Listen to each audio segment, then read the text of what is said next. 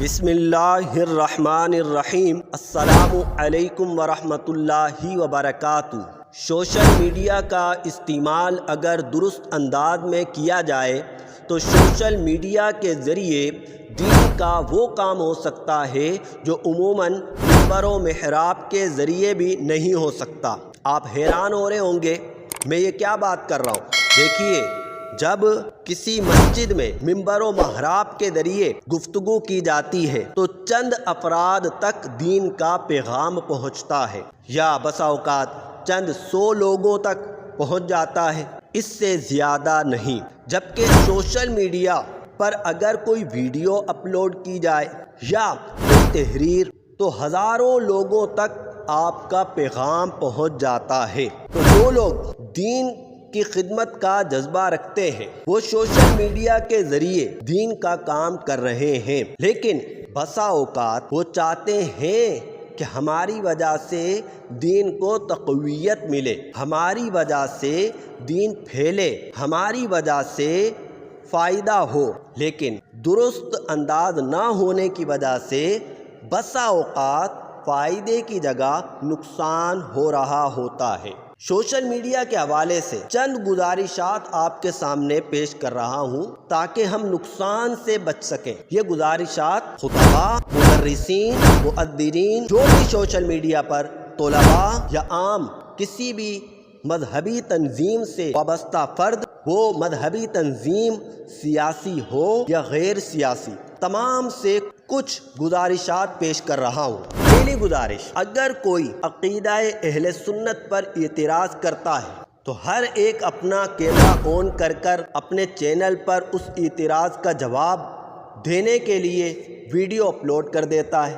دیکھیں، یہ کام ہے سنجیدہ بندے کا، اعتراض کا جواب دینا کام ہے سنجیدہ بندے کا جو علم رکھتا ہو۔ ہاں، کوئی اعتراض ایسے ہی بونگی کوئی مار دیتا ہے اور بے وقوفانہ اعتراض کرتا ہے تو ٹھیک ہے، آپ اس کا جواب دیں، لیکن پھر بھی کسی عالم، کسی مستند عالم، اب یہ بھی کہنا پڑتا ہے کہ مستند عالم، اب ہر کوئی فارغ التحصیل ہے، علم کے گہرائی نہیں ہے اور دوسرے کی عزت کرنا نہیں جانتے کہ کوئی اہل علم ہے تو اس کی عزت کریں۔ ہر ایک کو بڑی پگڑ باندھ کے بڑا بننا ہے۔ اہل سنت کا المیہ یہی ہے، کسی تنظیم کا کوئی عہدہ مل گیا فن خواہ بن جاتے ہیں، الامان والحفیظ۔ تو بہرحال تو ہر ایک اعتراض کا جواب دینے نہ بیٹھ جائے۔ ہم نے کتنی ہی ویڈیو ایسی دیکھی کہ عقائد اہل سنت یا معاملات اہل سنت پر ان ویڈیوز میں اعتراض کیا گیا تھا، تو ہمارے کسی چیمپئن نے آ کر جواب دینے کے لیے بیٹھا اور اپنی تدحیق کروا رہا ہے۔ اپنی تدحیق کیا، آپ امامہ باندھ کے بیٹھے ہوئے ہیں، اس انداز میں بیٹھے ہوئے ہیں کہ سننے والا دیکھ رہا ہے کہ یہ تو کوئی عالم ہے۔ ساری عوام کو کیا پتا، کوئی بھی عالم، کوئی بھی امامہ باندھ کے سامنے آتا ہے تو وہ سمجھتے ہیں کہ عالم ہے۔ 20 کتابیں پیچھے رکھ لی، 4 آگے رکھ لی، تو وہ تو سمجھے کہ یہ بہت بڑا علامہ فہامہ ہے، الامان والحفیظ۔ بھائی، آپ کو اعتراض کا جواب دینا ہی ہے تو جب آپ جواب تیار کر لیں تو کسی مستند عالم کو وہ جواب دکھائیں کہ یہ جواب ٹھیک ہے یا نہیں ہے۔ اللہ اکبر۔ دوسری بات، اپنے اساتذہ، علماء یا پیران اعظام کی نجی محافل کی ویڈیوز اپلوڈ نہ کریں۔ سیاق و سباق سے بات کٹ جاتی ہے۔ آپ کو پتہ ہے کہ اگر سیاق و سباق سے کاٹ کر بات اور پیغام لوگوں تک پہنچتا ہے تو اس کا مفہوم کچھ سے کچھ ہو جاتا ہے، مذاق بنتا ہے۔ آپ تو اپنے پیر کی محبت میں یا اپنے استاد صاحب کی محبت میں یا اپنے کسی پیر صاحب کی محبت میں گرفتار ہو کر کہ چلو میں لوگوں کو بتاؤں کہ میں ان کے ساتھ میں بیٹھا ہوا تھا، کھانا میں نے ان کے ساتھ کھایا، میں ان کے ساتھ بیٹھا ہوا تھا، میں نے ان کے ساتھ چند لمحات گزارے ہیں، میں ان کی محفل میں گیا تھا۔ اب خود سے مختصر ویڈیو بنائی، اپلوڈ کر دی۔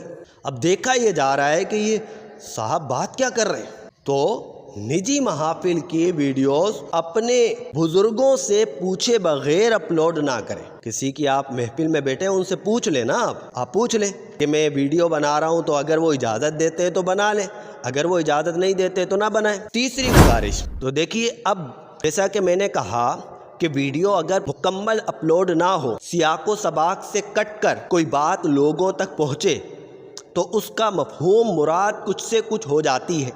تو اسی طریقے سے اگر آپ کے پاس کوئی ویڈیو کسی عالم صاحب کی، کسی پیر صاحب کی آئے تو پہلے تحقیق کر لیں، بدگمان نہ ہو کہ یہ صحابی کے بارے میں معاذ اللہ کچھ کہہ رہا ہے، یا اہل بیت کے بارے میں کچھ کہہ رہا ہے، یا کسی شخصیت کے بارے میں کچھ کہہ رہا ہے، تو بدگمان ہونے کی ضرورت نہیں ہے۔ یہ گزارش میری خطباء سے بھی ہے، ان کو تیاری کرنی چاہیے۔ کوئی ٹاپک نہیں ملتا تو کسی کا رگڑا لگا دو، یہ ویوز بھی مل جاتے ہیں، اور جو جذباتی لوگ ہیں مسجد میں ان کے مقتدی وہ بھی خوش ہو جاتے ہیں۔ یہ دین کی عظیم خدمت ہو رہی ہے۔ بغیر تحقیق کے بات آگے پہنچانے کی شرعن اجازت کس نے دی؟ تحقیق تو کرتے پہلے کہ بات کیا ہے، معاملہ کیا ہے، سیاق و سباق میں کیا گفتگو ہو رہی تھی، سوال کیا تھا، جواب کیا تھا۔ کبھی کبھار صرف جواب ڈال دیتے ہیں، سوال نہیں ہوتا، تب بھی مفہوم بدل جاتا ہے۔ کتنے ہی ایسے اہل سنت کے علماء کے معاملات ہوئے، مابین اختلافات ہوئے، کیونکہ سوال مکمل اپلوڈ نہیں کیا، صرف جواب اپلوڈ کر رہے، سیاق و سباق سے بات کٹ گئی۔ الامان والحفیظ۔ چوتھی گزارش، کسی عالم یا پیر یا خطیب سے ماضی میں کوئی غلطی ہوئی اور وہ رجوع کر چکا ہے تو اس پر گفتگو نہ کرے۔ اب وہ رجوع کر چکا ہے، اب بھی وہ بیان کرتا ہے تو اس کے کمنٹس میں جا کر ہم دیکھتے ہیں ہمارے لوگ انہیں گالیاں دے رہے، معاذ اللہ، برا کہہ رہے، تم ایسے ہو، تم گستاخ ہو، تم ایسے ہو، تم سے یہ ہوا، تم نے فلاں وقت میں یہ کیا۔ اللہ اکبر۔ جب وہ معافی مانگ چکا، رجوع کر چکا اور اب دوبارہ وہ راہ پر آ چکا تو اسے تنقید کا نشانہ کس دلیل کی بنیاد پہ بنایا جا رہا ہے؟ یہ تو بتایا جائے کہ کون سی شرعی دلیل ہے کہ جس کی بنیاد پر انہیں ہدف کا نشانہ بنایا جا رہا ہے۔ لہٰذا اس سے گریز کریں، اپنی آخرت تباہ نہ کریں اور دین کو بھی نقصان نہ پہنچائیں۔ کسی سے کوئی گناہ ہوا اور وہ توبہ کر چکا ہے تو اسے اس گناہ پر آر دلانا، شرمندہ کرنا، یہ شرعاً حرام ہے، ناجائز ہے۔ اب وہ دین کی کوئی خدمت کر رہا ہے، اس کا اچھا پیغام یا عقائد اہل سنت پر دفاع لوگوں کے سامنے، لوگ اسے سن رہے ہوتے ہیں، لیکن کمنٹس میں جا کر کے کچھ لوگ ایسی بکواس کرتے ہیں کہ لوگ بھاگ جاتے ہیں کہ یار یہ درست بندہ نہیں ہے۔ الامان والحفیظ۔ پانچویں گزارش، دوسروں کو کام کرنے دیں۔ کوئی الحاد کا رد کر رہا ہے، کوئی اپنے عقائد اہل سنت کا دفاع کر رہا ہے، کوئی صرف عقائد اہل سنت کو مدلل انداز میں بیان کر رہا ہے، کوئی عقائد اہل سنت پر جو اعتراض کرتا ہے، عقائد اسلامیہ پر جو اعتراض کرتا ہے، ان اعتراضات کے جواب دے رہا ہے، کوئی سیاسی طور پر دین کو تخت پر لانے کی جد و جہد کر رہا ہے، کوئی دوسروں کو نمازی بنانے اور اعمال صالحہ کی طرف راغب کرنے اور اعمال سیئہ سے باز رہنے کی تبلیغ کر رہا ہے۔ تو جو کوئی کام کر رہا ہے اسے کام کرنے دیں، آپ اپنا کام کریں۔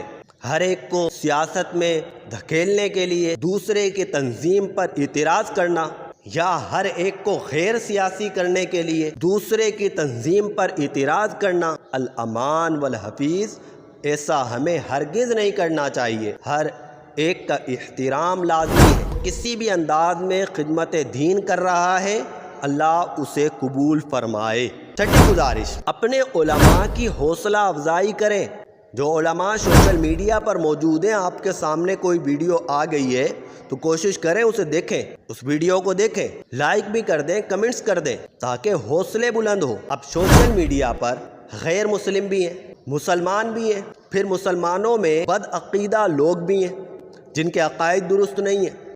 اب آپ کے کسی عالم نے کوئی ویڈیو ڈالی، اب بد مذہب آ کر، جن کی تعداد بہت قلیل ہے، نہایت ہی قلیل ہے، بہت تھوڑے، لیکن سارے شروع ہوئے نیچے کمنٹس پر بکواسات کر رہے ہیں، گالی گلوچ کر رہے ہیں، شرک کے فتوے لگا رہے ہیں، کفر کے فتوے لگا رہے ہیں۔ دیکھا تو 100 کمنٹس ہیں، جس میں سے آپ دیکھیں تو 70 کمنٹس میں گالیاں ہیں، بری باتیں ہیں، حوصلہ شکنی ہے، لیکن ہمارا پیر بھائی نہیں ہے، پیر بھائی نہیں ہے۔ پیر نے تو منع کیا نا، کسی کی طرف دیکھو تو تمہاری زندگی برباد ہو جائے گی۔ الامان والحفیظ، یہ پیروں نے ایسا ستیہ ناش کیا ہوا ہے اہل سنت کا جس کی کوئی حد نہیں ہے. کسی کی طرف نہیں دیکھنا کہ میرے پیر جیسا تو کوئی پیر ہے ہی نہیں. میرا پیر جو دین کا کام کر رہا ہے کوئی نہیں کر رہا. میرا پیر ہے.